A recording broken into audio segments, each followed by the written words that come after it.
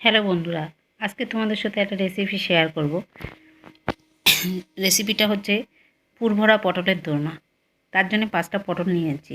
আর পটলগুলো কেমন বড় দেখতেই পাচ্ছ, ভিতরের বীজের অংশটা আমি বাদ দিয়ে দিয়েছি। কি কি উপকরণ করছি সেটা বলি।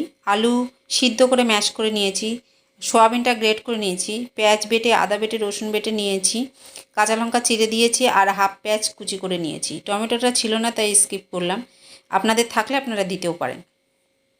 তেলটা প্রথমে গরম বসিয়ে দিলাম আর চেষ্টায় আছি খুব অল্প তেলে রান্না করতে, যেহেতু অতিরিক্ত গরম পড়েছে।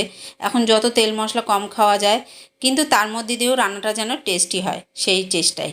যাই হোক, পেঁয়াজ বাটা, আদা বাটা, রসুন বাটা দিয়ে দিলাম। এটা একটু ভাজা ভাজা হয়ে আসলে লাল মতন, তারপরে এতে গুঁড়ো মশলা অ্যাড করব। আর এই রান্নাটা যেহেতু আমি প্রথমবার করছি তাই তোমাদের সাথে শেয়ার করলাম। আশা করি এই রান্নাটা অনেকেই শেয়ার করছে, আর আমি ওর জন্য বলতেও পারলাম না যে তোমাদের সাথে একটা নতুন রেসিপি শেয়ার করছি, কারণ এটা নতুন না।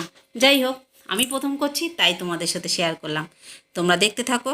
সোয়াবিনটা দিয়ে দিলাম, এবার আলুটাও দিয়ে দেবো। দিয়ে পুরটা পুরো রেডি করে নেব। গুঁড়ো মশলাটা লাস্টে অ্যাড করব। চলো এগুলো একটু ভাজা ভাজা হোক, তোমরা ততক্ষণ দেখতে থাকো।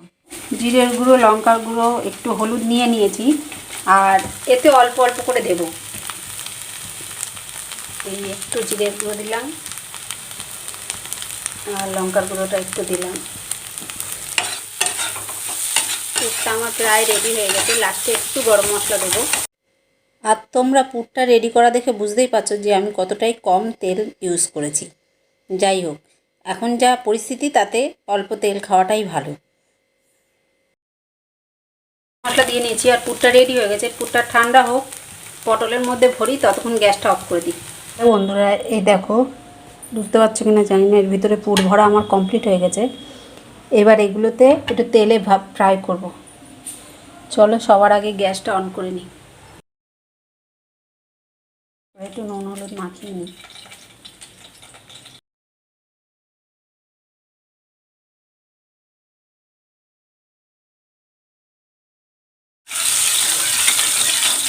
তেলটা গরম হয়ে গেছে, এবার এক এক করে পটলগুলো দিই।